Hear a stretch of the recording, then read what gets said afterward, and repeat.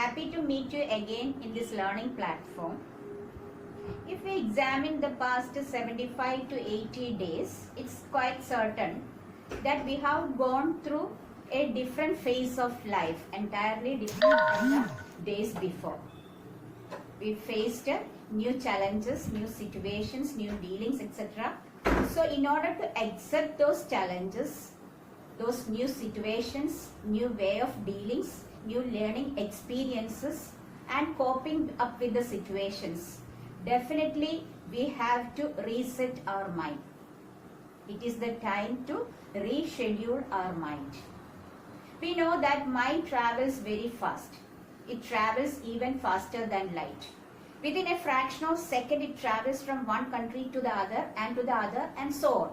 So in order to regulate this mind, we have to reschedule our thinking pattern, or we have to replace our thinking pattern with some good way of thinking, or positive and productive way of thinking. We know that mind doesn't like to sit in vacuum. It always wants to be engaged. So rather than controlling your mind, try to engage your mind with some positive and productive things.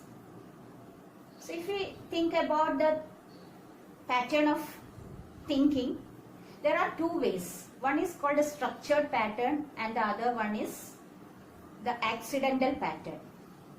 The structured pattern leads you to the way you want to be in your life, whereas this accidental pattern leads you in the way you don't want to be in your life.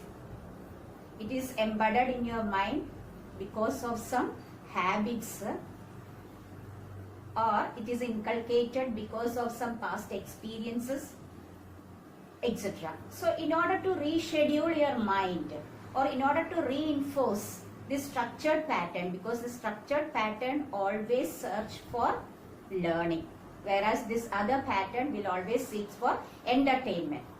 So in order to reach the peak performance of our life, or in order to have productivity in our life, definitely we have to switch from accidental way of thinking to this structured pattern of thinking. So in order to reinforce that structured pattern, definitely we have to enrich our knowledge, enrich our abilities, enrich our positivity, enrich our habits, etc. So this is the right time to use your valuable, precious and crucial time for positivity and productivity. Mind is always running here and there. So unconsciously you are taking a lot of habits. These habits, your past experiences, your unfulfilled desires, this got settled in your mind. So this is the right time to reset or program your mind, so that this program will lead you positively in your life. We know that to increase the rate of growth 2 times, definitely we have to increase the rate of learning thrice. So try to develop learning habits. Just progress your reading habits to explore the world. Nowadays, this e-library is providing facility to access it freely. So go through those books, utilize your time, bring out your learning outcomes, increase the content in you, increase the knowledge in you. This is the right time for doing all these things, because the time is with you, it is in your hands. You can utilize the time the way you want. Also, now we are sitting along with these family members. I think this is the first time you are getting this much days to sit along with all your family members, to try to help your mother in her household works. Then have fun with them, play with your sisters and brothers. Then try to sit with your grandparents. Definitely they want your care and support, so listen to them. Everything will help you out in the future. So in order to become these peak performers in the future, fill up your minds, refresh your minds with positive things, with the happiest moments. You say space for happiness as well as productivity or positivity in your mind. So try to develop all those things. Once the school reopens, we will be busy with some other schedules. We won't get time to finish off, to fulfill our dreams, desires, etc. So after refreshing your minds with all these positive things, you just turn into your studies. Keep it seriously, work on it. Definitely you will gain success. You will become the big performers of tomorrow. It's definite. So try to do all these things in your life. So easily you can switch from this accidental pattern of thinking to structured pattern of thinking, so that you can program your mind in a positive way, which definitely leads to success in your future. There are times where you think that I'm not getting enough time to carry out my creativities, to innovate my passions, or rather fulfill my dreams, because I am always under the pressure of studies. But this is the right time. The time is in your hands. You can utilize the time the way you want. You can fulfill your dreams through this. So try to utilize this time. Be the leaders of tomorrow and not the losers. So today I'll give you a briefing about your exam patterns, the total marks, how is the mark distributed, etc. Actually, the total mark for this subject of chemistry for the board exam is 100, out of which 70 is for theory part and 30 for practicals. Under the practical session itself, there will be three experiments will be asked for the exam. There will be 3 experiments. First one is known as quantitative analysis. Quantity. You have to analyze the amount of substance present in a given solution. You are being provided with a particular molar concentration of a solution. You will be asked to find out the amount of substance present in it. That is known as quantitative analysis. So the method we are using is titration. It is known as volumetric titration, or it is a redox reaction, that is containing reduction and oxidation. We are performing redox titrations. That is titrations involving reduction, oxidation. That is, we know what is redox reaction. Redox reaction is one in which the oxidation and reduction happen simultaneously. So such sort of reactions will be given for quantitative analysis. So that's the first part. Second part is qualitative analysis. We have to identify the anion and cation in the given salt. You will be provided with a single salt or simple salt. For example, you will be provided with ammonium sulfate or aluminum sulfate or magnesium carbonate, etc. So in a simple salt, there contains 2 parts. Magnesium carbonate contains magnesium ions and carbonate ion. These ions are called, one is positive ion, the other one is negative ion. They are either called as cations and anions, or acid radicals and basic radicals respectively. So you have to identify which cation is present in your salt, which anion is present in your given salt. You will be given a series of chemical reactions. Through these chemical reactions, performing in a particular systematic way, you will be able to identify the anion and cation present in the given salt. So that is the second part. First part is quantitative analysis and second is qualitative. You have finding out the cation and anion present in your given salt. The third experiment, it is called core experiments. There are so many experiments under this core, and you will be given a choice. Out of this one you have to do. They will tick mark that question, and that question you have to do for the exam. So the experiments which come under this core experiment is, one is like the identification of organic compound. The functional group present in the organic compound you have to identify. You will be given a particular organic compound. You have to find out whether it is a ketone, whether it is an aldehyde, whether it is a carboxylic acid, or whether it is an amine, or whether it is an alcohol or phenol. So this is what is known as analysis of organic compounds. There are also so many tests is there for each functional group. There is sequence of tests. You will be given that test. We will study in theory also all these things in the organic part.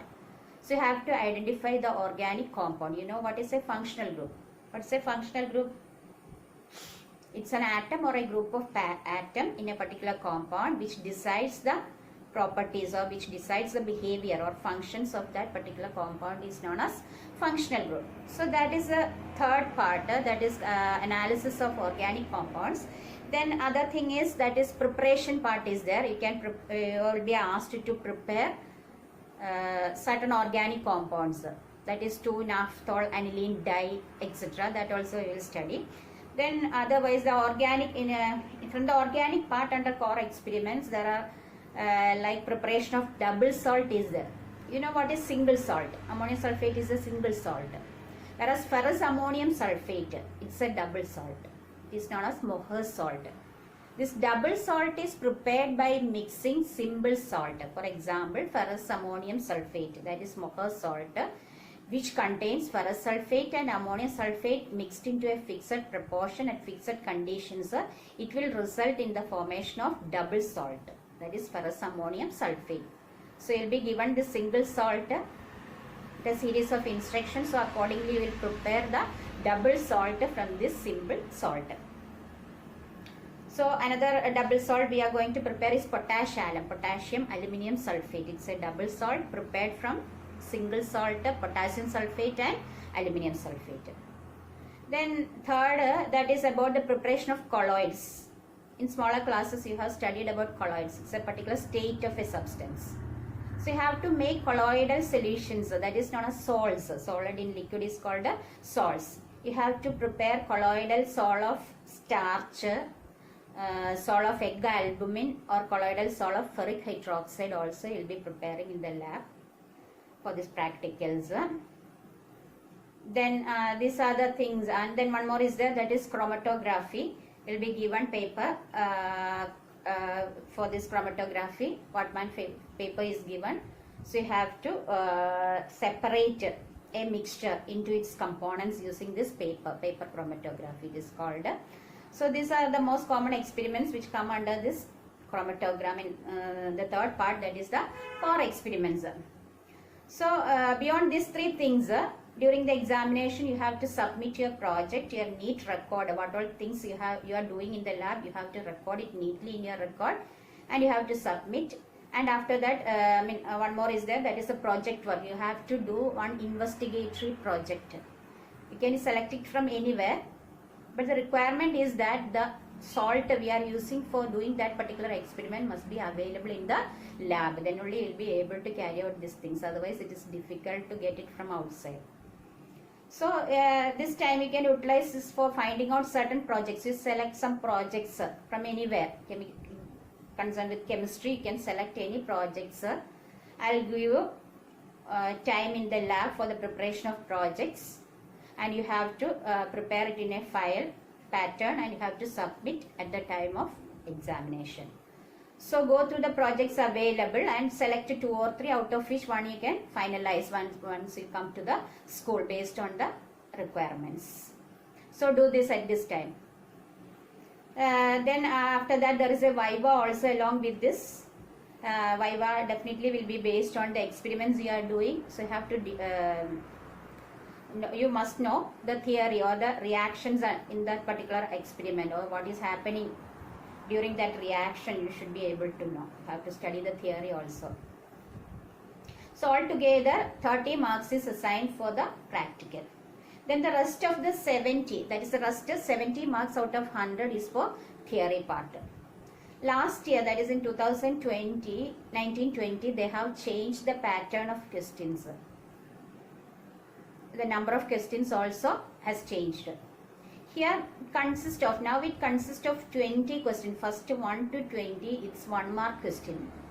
Out of which first 5, that is 1 to 5, it is based on a passage from a particular chapter. For example, we have studied the chemical kinetics. The passage will be given based on this chapter. For example, rate is, the passage is like this, just for an example. Rate is defined as the change in concentration of the reactants or products in a unit time. And the order of a reaction, if you first, once you write the rate equation, we can find out the order of a reaction by adding, or the sum of the powers of the concentration terms in the rate equation is known as order of a reaction. Likewise, the passage goes. And based on that chapter, they will ask 5 questions. 5 1-mark questions will be based on that passage. We will not get answer from the passage, but from that particular passage belongs to which chapter. From that chapter, you will get 5 questions. So this sort of introduction a passage is given, and for example, I will give chemical kinetics. They give a passage, for example, and after that they will ask, suppose the rate equation for a particular reaction is rate is equal to K into molar concentration of A raised to half into B raised to 1. What is the total order of the reaction? One question is like that. What is the total order of the reaction? You know what is the total order? It's the sum of the powers of the concentration terms. That is 1 plus half, which is equal to 3 by 2. Then another question, suppose the rate constant K is equal to 0.028 into the 10 to the power of minus 5 second inverse. Second question, second 1-mark question maybe. K is rate constant, K is equal to 0.0102 into 10 to the power of something second inverse. Then this reaction belongs to which order? So once you get the unit of rate constant, definitely we can identify whether it belongs to 0 order, first order or second order. What is the order of this particular reaction where K is equal to 0.012 into 10 to the power of minus 2 second inverse? Just look at it, the unit. Unit is second inverse. Second inverse is the unit of which order? It is the unit of first order. So definitely the reaction belongs to first order. Or you can ask like the first question, that is K is equal to A raised to half into B raised to 1. Whether this reaction is an elementary reaction. We know that in an elementary reaction, the order as well as the molecularity should be the same because it only contains a single step.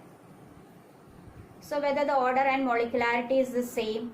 No, because molecularity also should be 3 by 2. We know that molecularity cannot be a fractional value. So we can identify that it's not a elementary reaction, it's a complex reaction. Likewise, they will ask 5 questions. That is the first part. You will be given a passage based on a chapter, and under that chapter they will be asking 5 1-mark questions. So this is the way. Then question number 6 to 10, it's a normal 1-word question. For example, for the decomposition of ammonia and hot platinum surface, it belongs to which order? We can write it as 0 order reaction. Likewise, 1-mark questions. Then after that, 11 to 15 is normal multiple choice question. It will give you different options. You have to identify which option is the answer that you are familiar with. That is 11 to 15 is multiple choice, that also carries 1 mark. Then another is a different variety, or not, maybe you not be familiar with, that is 16 to 20. That is question number 16 to 20. It is known as assertion reasoning questions. That means you will be given 2 statements, and based on that statement you have to identify which is the correct answer, A, B, C or D. A is like this: if both assertion and reason are true and reason is the correct explanation of assertion. Option A is like this: both assertion and reason are true, that both the statements are true, and the second statement, that reason is the correct explanation of the assertion. Then option B is: if both assertion and reason are true but reason is not the correct explanation of assertion. That is option B. That is, both assertion and reason are true and reason is not the correct explanation of the assertion. And the third option C is like this: assertion is true but reason is false. And the fourth option is like this: assertion is false but reason is true. So 4 options, the same options will be given, and you are given 2 statements based on a chapter. For example, I will give assertion, one question, that is assertion. The statement is like, against the assertion they write it like that: assertion, that is when the silver chloride is mixed up with sodium nitrate, then definitely, or sodium chloride is mixed with the silver nitrate, instantaneously silver chloride will get precipitated. That is assertion reaction. When sodium chloride is mixed with the silver nitrate, at once silver nitrate will get precipitated. That is the one statement. That statement is true, we know that, isn't it? When silver nitrate, we are taking sodium chloride and adding silver nitrate, at once AgCl will get precipitated. That's true. So assertion is true, that statement is true. Then second statement, that is a reason. They will give reason. Reason is they given like this. Because it is an ionic reaction. Because it is an ionic reaction. That's also true. This is an ionic reaction because sodium chloride is also ionic as well as silver nitrate is also ionic. So it's an ionic reaction. That is correct. So assertion is correct. Reason is also correct. And this reason is the correct explanation of assertion. Reason is the correct explanation. That is the correct reason for this assertion. So the option, your answer will be A. Because A is like this. A they will give like this. Both assertion and reason are correct. And reason is the correct explanation of assertion. For this question, it is correct. Then I will give you another example. In the assertion, they have written like this. That is, acid catalyzed reaction of ethyl acetate is a first order reaction. Assertion is like this. Acid catalyzed reaction of ethyl acetate is a first order reaction, and the reason they have given why it is first order, the reason they given is water does not take part in the reaction.